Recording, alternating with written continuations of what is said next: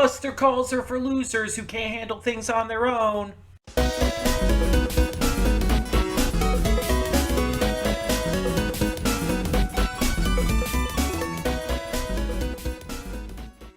Hey everyone, welcome to Princess Gay. I'm your host Connie, and today we are here with my blind reaction to episode 1139 of One Piece.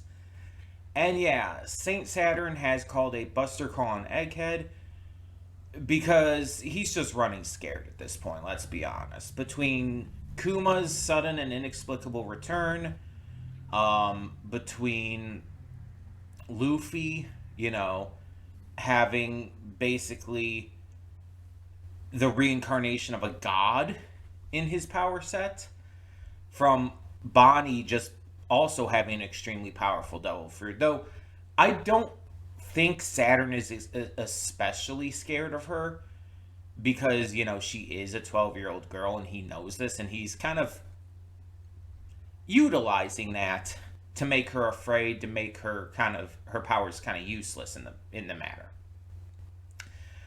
But on top of this, you have the other Straw Hats now fighting against him, and Vegapunk's knowledge in general. Everything is just, it just has Saturn running scared. And there's something deeply satisfying about that. Getting to see one of the Gorosei just basically shitting his pants over all these important people. The funny thing is, Robin's here, and I don't even think that's really been brought up by him. Robin is another huge target by the world government because she can read poneglyphs, because she's the sole survivor of Ohara, also connected to a Buster Call. And it's I don't think she's really been brought up. I guess, she's part of Luffy's crew, and it kind of, wraps together, but it's not quite the same. I'm just surprised he hasn't, specifically mentioned her. It's just, there's a lot going on. And now that Bonnie and Kuma have been protected, we need to do something about Saturn, because he's got apparently godlike resurrection powers. I assume still that if you destroy the brain, that will kill him.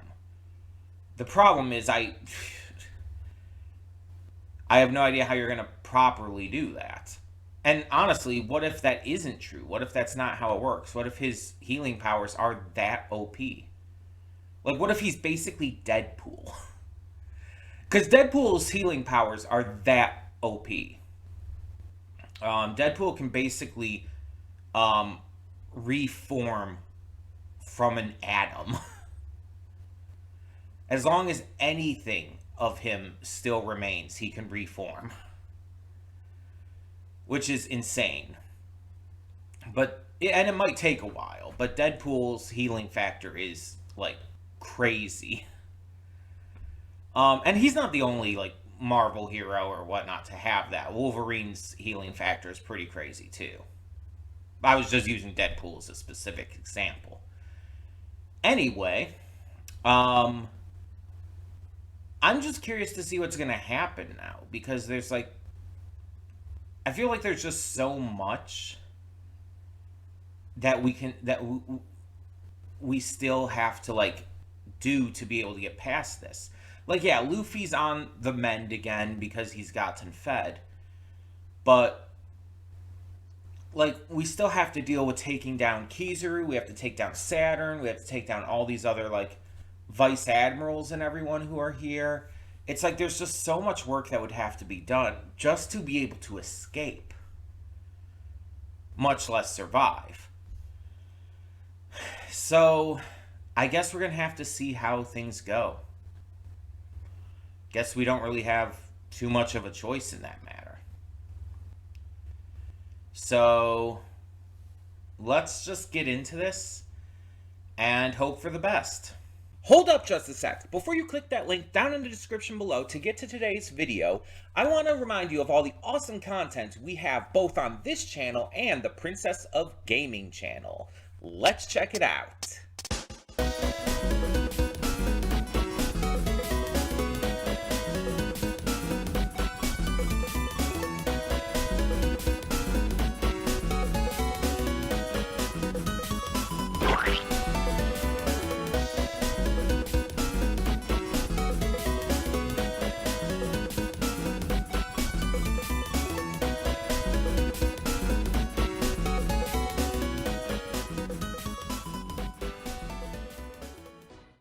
And we are back, and we'll begin with spoilers in 3, 2, 1, now. So I talk pretty often about how the One Piece community is absolutely shit at spoilers. It's honestly probably the worst fan community out there that I've seen personally. Um, when it comes to handling that, the One Piece community, like the instant a chapter's leaks come out, will start like spoiling everything that happens in the chapter everywhere on social media. I've had to like block so many words, phrases, all kinds of stuff just to be able to avoid it. And I've had to even adopt like different methods of avoiding anything that does manage to sneak past. And it's very difficult because it's like trying to avoid anything that could be a spoiler. It's like sometimes you end up avoiding a lot of One Piece related things that aren't spoilers. But I somehow did not hear that there was going to be a new opening. Despite the fact that the One Piece community, without question, has would absolutely have been like talking about this all over social media, having heard about it. Somehow I did not see any of that. I don't know if it was just luck or if my method just somehow worked out exceptionally well there, but I had no idea we were getting a new opening and ending. I think a couple weeks ago or something, I think I might have said in a reaction, like, oh, are we going to end up getting a new opening for Egghead? Is there enough time in Egghead to have another new opening? I think I kind of like brought up the idea, but I didn't really have any serious belief or thought that there was going to be one. It was one of those occasions where I was just kind of like spitballing and talking. But we got one. And it definitely has a different vibe on the first couple watches we had here. Um, I'm definitely gonna have to watch it again and again before I can really, like, really get into it. And this happens with most One Piece openings. Like, they I don't know, for some reason feel a little off at first. It's very rare that a One Piece opening, like, really works right from the first viewing for me. Um, I think Asu might be the only one in recency that has, like, I'd say since Wano started. I think Asu might be the only one that really worked for me on the first viewing. Of course, it's also Hiroshi Kitadani, so that kind of tracks. Like, all of his One Piece openings are bangers. But this one, even amidst some of the others, has a very different vibe. Not as much visually necessarily, and as much as it does musically. The visuals feel like, One Piece stuff openings we've gotten before, but the song has a different vibe to it altogether, which is very interesting. And the opening, the visuals, speaking of those, do show a lot in them. Stuff that's not even just related to this arc. We see stuff related to Wano. We see stuff related to Fishman Island. We see stuff related to just other characters out there like Kobe and Vivi. And it's just like, it feels like maybe during this part of Egghead, which I assume is going to be the last part of Egghead, maybe there's going to be a lot of other things that come together. Maybe we're going to check out what's happening around the world at one point. I mean, it wouldn't be out of the question. Egghead's like kind of gone all over before, showcasing some other locations and characters. So maybe we're going to do that and kind of like see some other things going on during all of this. That's my best guess at this moment. And that's why we're seeing like all these other locations and characters in the opening. We also have a new outro, which honestly, compared to the last one, is kind of boring. It just shows the Vegapunk satellites watching, I guess, Luffy on a screen. And it's very minimalistic. There's not much of anything going on, and it just ends off with specifically Lilith. Which does make me think that Lilith is going to be the last surviving Vegapunk. Which, for a number of reasons, makes sense to me. Stella's absolutely going to die, right? Like, I can't see Stella making it out of this. More than any of the others, he is the biggest target. Because he's, the original, the main Vegapunk. But this would also mean that Atlas is going to die, which sucks. If this is even correct. Because I like Atlas. She's probably my favorite Vegapunk. And then it also implies that I can't think of her name. I always have trouble with her name specifically. The gluttonous one. I can't think of her name for the life of me. The one who turned to evil. Does it start with a V? No. Yes?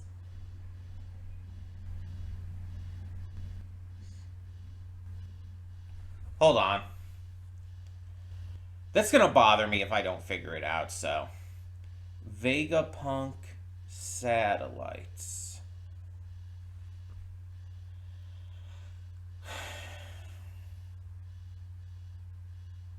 York. I don't know why I can never remember York's name. But that it also implies that York is probably going to die, which honestly I just think is obvious as well.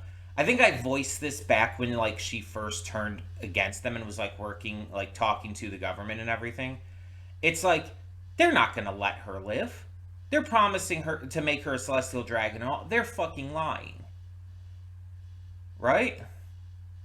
Because like you could say like, oh, but maybe they will let her live as like because she's loyal to them, and it's like that way they still do have Vegapunk technically on their side, but one who's not going to turn on them. But my thought is, no.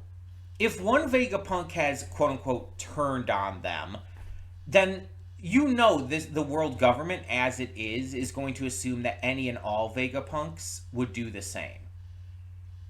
And with the fact that Saturn himself is a scientist, let's be honest, they don't need Vegapunk.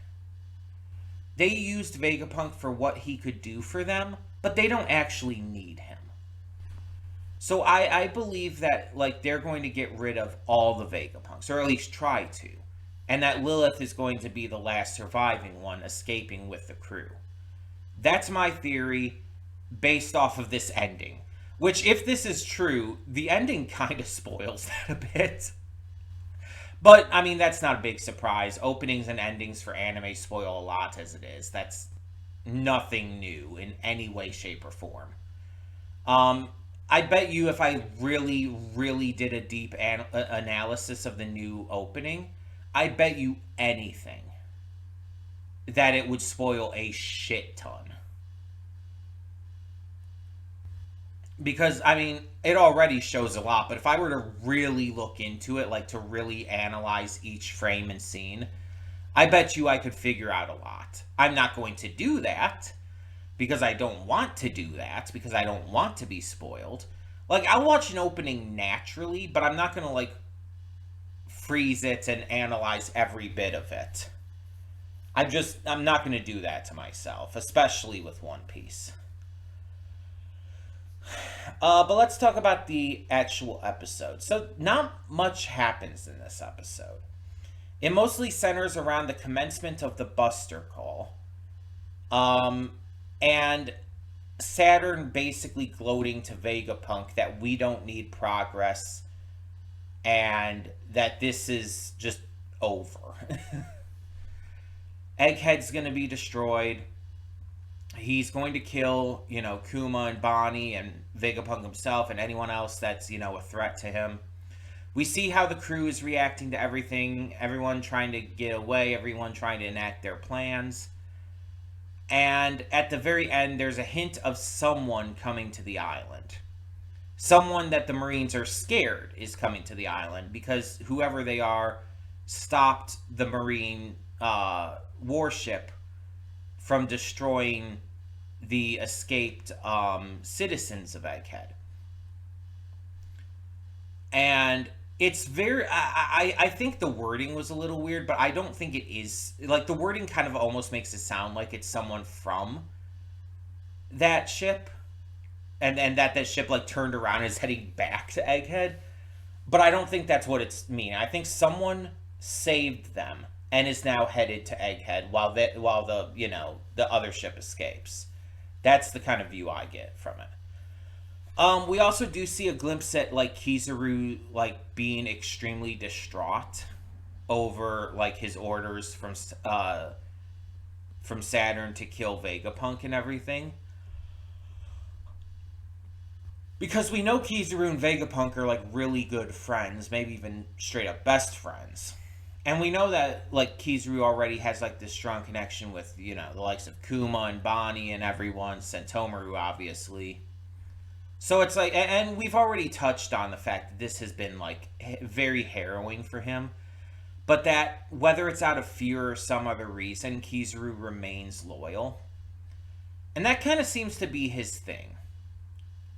Kizaru remains loyal and remains like following orders, despite clearly being very visibly shaken by this all, being very visibly upset and depressed even, I would say. Like, this is a very traumatic experience for him, and it feels like if this were to go off like successfully for the world government, it almost kind of feels like Kizaru would like enter an extremely, extremely bad mental health state. Like, I'm talking like drinking extremely heavily out of like trauma and possibly even being suicidal. Now, I don't think this is going to go off exactly as the world government wants, but still. This episode, yeah, it just outside of introducing a new opening, hinting at something coming or someone, I guess, it didn't really do a huge amount though. It was a very very subtle episode. And it was more about the emotions and how the characters are acting and reacting in the moment, with the start of the Buster Call especially, than it was about any like other new big events happening. And I'm also very curious as to how this is going to go. Because it's like, I can't see how the Straw Hats are going to escape. Because even if Luffy uses Gear 5th, I just don't see how that's going to be able to defeat Saturn. And we already know he was struggling against Kizaru. But then on top of it, they have to have everybody escape. Like, in the middle of a Buster Call? With all this other shit going down? I genuinely don't know how we're going to get out of here. You have to deal with so much in the moment. And I don't understand.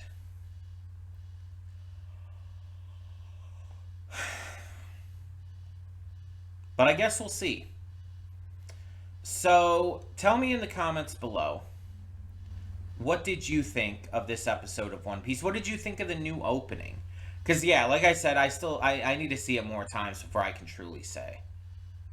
Kind of sucks that, like, the previous opening is already over. It feels like we didn't have it for very long, you know? And I understand that, like, with Kuma's backstory and everything over, Kuma and Bonnie's backstory, I understand that it makes sense to get a new opening at this point.